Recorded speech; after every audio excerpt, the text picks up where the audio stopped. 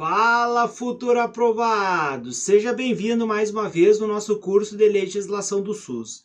E hoje nós estamos aqui para nós darmos seguimento ao conteúdo ao qual nós já falamos e é importante. Lembrando que nas últimas aulas nós falamos sobre uma evolução histórica, nós falamos também sobre o arcabouço legal. E diante disso tudo, nós vamos falarmos hoje sobre a Constituição Federal no SUS, é isso mesmo. Lembre que a gente conversou que nós temos do artigo 196 ao 200, que trata então sobre a Constituição Federal no SUS. Então, isso nós vamos conversarmos hoje nesta aula, perfeito? Então, olhem só, o que nós temos aqui?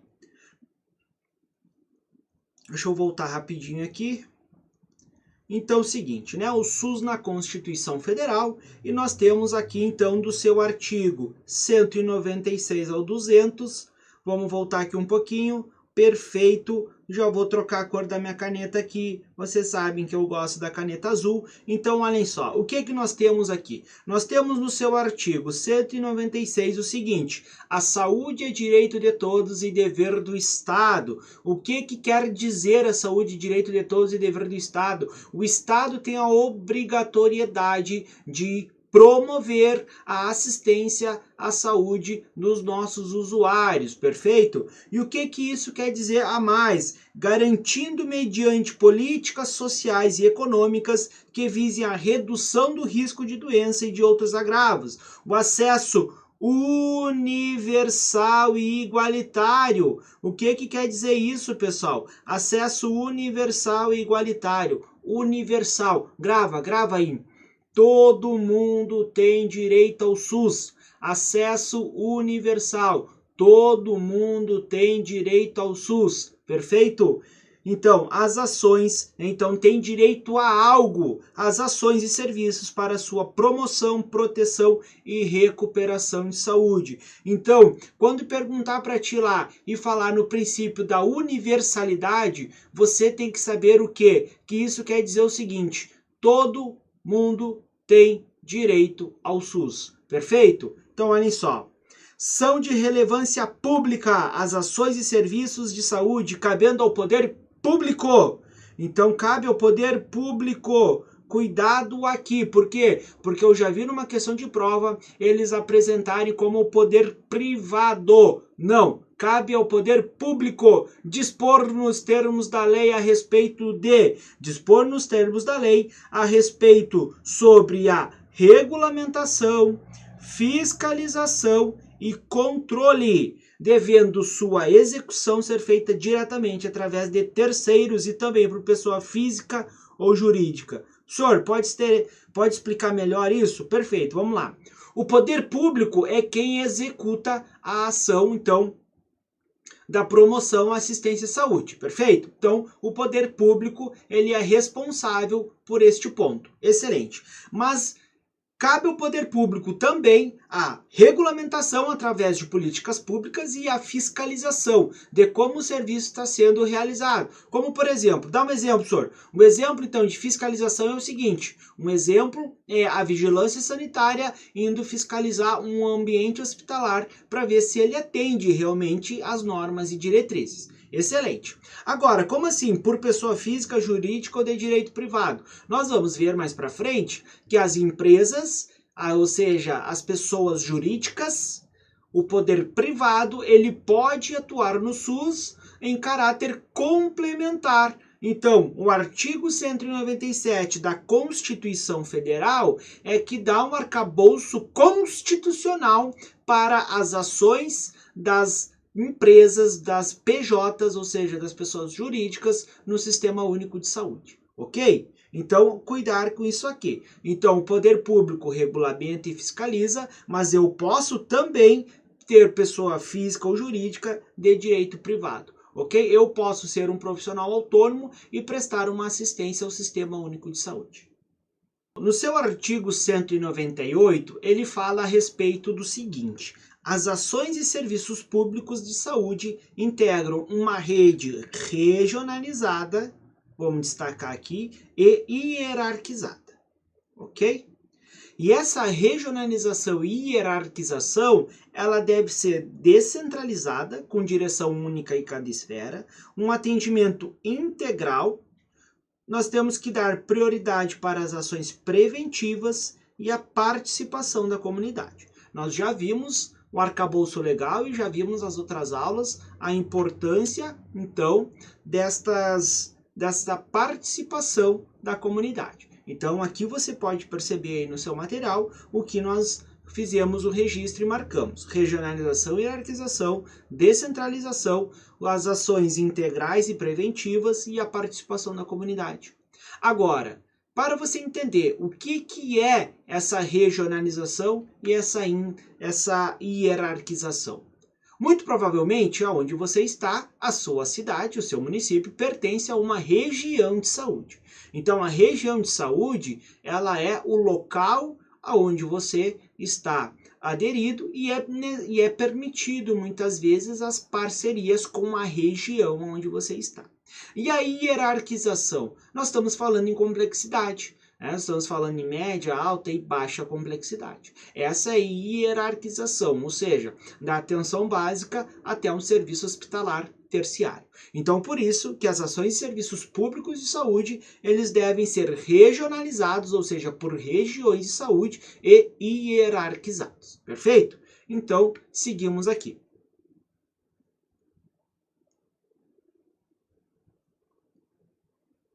Bom, parágrafo 1º. O Sistema Único de Saúde ele será financiado, nos termos desse artigo, do 195, nos recursos do orçamento da Seguridade Social. Lembrando que nós vamos ver a Lei 141, que fala só sobre o financiamento. Perfeito? Então é importante ainda que nós temos a União, os Estados, o Distrito Federal e os municípios aplicarão anualmente em ações e serviços públicos recursos mínimos derivados da aplicação de percentuais calculados, né? No caso, esses percentuais calculados, nós vamos ver isso certinho na Lei 141. Então, eu trago e apresento para vocês aqui que é o que dá a legitimidade legal e constitucional para aquela lei.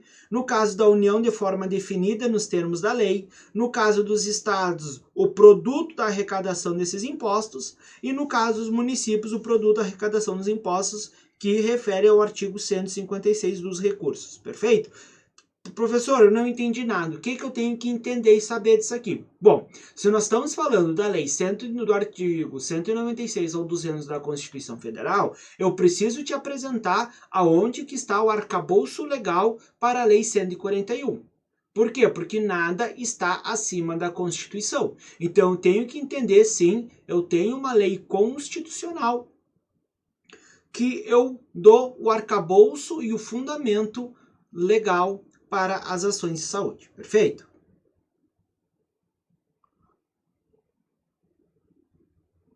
Bom, parágrafo 3º. Lei complementar será reavaliada pelo menos a cada 5 anos.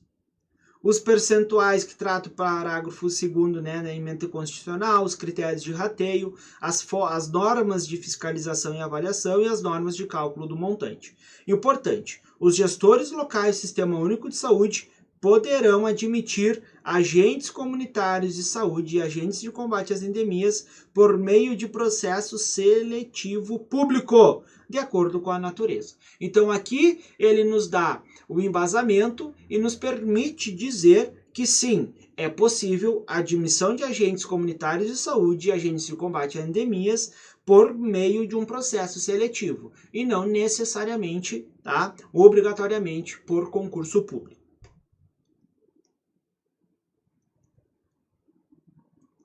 Bom, ainda a gente fala sobre a lei federal disporá sobre o regime jurídico e regulamentação das atividades dos agentes comunitários de saúde e agente de combate a endemias. Hoje nós temos a Política Nacional de Atenção Básica que traz a especificidade, ele traz lá na política quais são os serviços prestados pelos agentes de combate a endemias e o agente comunitário de saúde. E nós também vamos trabalhar isso neste nosso curso. E além das hipóteses previstas no parágrafo 1º do artigo 41, do artigo 169 da Constituição Federal, o servidor que exerça funções equivalentes às de agentes comunitários de saúde ou agente de combate a endemias poderá perder o cargo em caso de descumprimento dos requisitos. Então, o que ele diz aqui? Que se eu tenho um servidor que ele age e ele atua como agente comunitário de saúde ou agente comunitário de endemia, ele pode perder o cargo.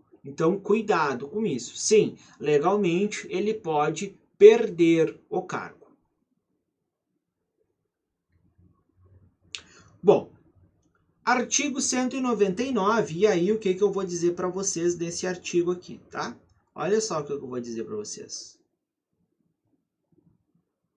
Vou trocar a cor aqui, tá? Perdão. Aqui vai ser vermelho. Cuidado. Despenca. Não cai. Despenca. E por isso, então, ela merece também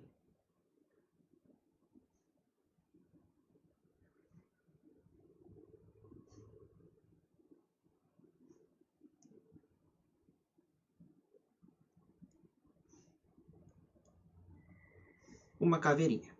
Perfeito? Vamos lá então. Cuidado. Assistência à saúde no SUS é livre à iniciativa privada. Então, a iniciativa privada tem livre por assistir no SUS. Ponto. As instituições privadas poderão participar de forma complementar no Sistema Único de Saúde. Cuidado que eu já vi em prova em caráter suplementar. Não, é em caráter complementar. Além disso, mediante contrato de direito público ou convênio. Sim, é possível fazer convênios no Sistema Único de Saúde. E além disso, tendo preferência às entidades filantrópicas e sem fins lucrativos. Cuidado, o que eu já vi aqui é com fim lucrativo. Não, a preferência para entidades filantrópicas e sem fins lucrativos. Então anota aí, a iniciativa privada, ela pode assistir, em caráter complementar, então a sua atuação pode ser em caráter complementar no Sistema Único de Saúde. Nós temos ainda, é possível contrato público ou convênio, e a preferência para entidades filantrópicas e sem fins lucrativos. Cuidado com esses pontos que eu pedi para vocês anotarem. Isso não cai, isso despenca nas provas. É vedada, cuidado com essa palavra. É vedada a destinação de recursos públicos para auxílio ou subvenções às instituições privadas com fim lucrativo. É vedado a destinação de recurso público para instituições privadas com fim lucrativo. Cuidado com este ponto, perfeito? Cuidado, muito cuidado. Bom, mais uma vez, é vedada a participação direta ou indireta de empresas ou capitais estrangeiros. Cuidado aqui. Aí eu vou dizer para te fazer assim, atentar 80-80. Atentar para 80-80. Por quê? Porque lá, olha o que diz aqui, ele diz que a participação direta ou indireta das empresas ou capitais estrangeiros é vedado, salvo nos casos previstos em lei. E aí, a Lei 8080, ela vai dizer para nós, quais são os casos previstos em leis que pode ser realizada a participação do capital estrangeiro. Perfeito? Então, cuidado aqui. E a lei disporá sobre as condições e os requisitos que facilitem a remoção de órgãos, tecidos e substâncias humanas para fins de transplante, pesquisa e tratamento, bem como a coleta, processamento e transfusão de sangue, sendo vedado, então é vedado, todo tipo de comercialização. Então, gente, cuidado, este artigo 199 cai muito, ele despenca, são várias as questões. E o que tu tem que lembrar e o que tu tem que atentar disso aqui? Como que a iniciativa privada atua em caráter complementar e a prioridade, a preferência para entidades sem fins lucrativos. E ainda pode ser mediante a contrato público ou convênio. Perfeito? Bom, voltando aqui, olha só, o que mais nós temos? A destinação de recursos públicos para empresas com fins lucrativos é vedado. Perfeito? Outro ponto importante. A participação direta ou indireta de empresas ou capital estrangeiro é vedado, vírgula, salvo em situações previstas em lei. E aí nós vamos ver lá no 8080 quais são as situações previstas em lei que pode, tá certo?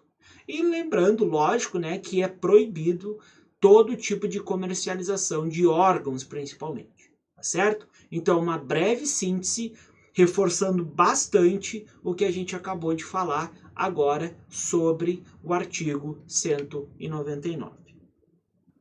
E agora ainda, importante, né? Ao Sistema Único de Saúde compete, além de outras atribuições, né, conforme o nosso artigo 200. E o que compete? Vamos lá, o que compete? Controlar e fiscalizar procedimentos, controle e fiscalização. Então, o SUS controla e fiscaliza procedimentos, produtos, substâncias e interesses, né, para a saúde e participar da produção de medicamentos, equipamentos e insumos. Executar ações de vigilância sanitária. Fizemos isso? Sim. Bem como saúde do trabalhador. Sim. Ordenar a formação de recursos humanos é uma competência do SUS? Sim. Participar, então, formulamos políticas e execução das ações de saneamento básico? Sim. É o SUS que faz as políticas públicas e fala sobre saneamento básico? Sim. Incrementar em sua área de atuação e desenvolvimento científico, fiscalizar e inspecionar alimentos. Estamos falando de quê? Vigilância sanitária, pessoal.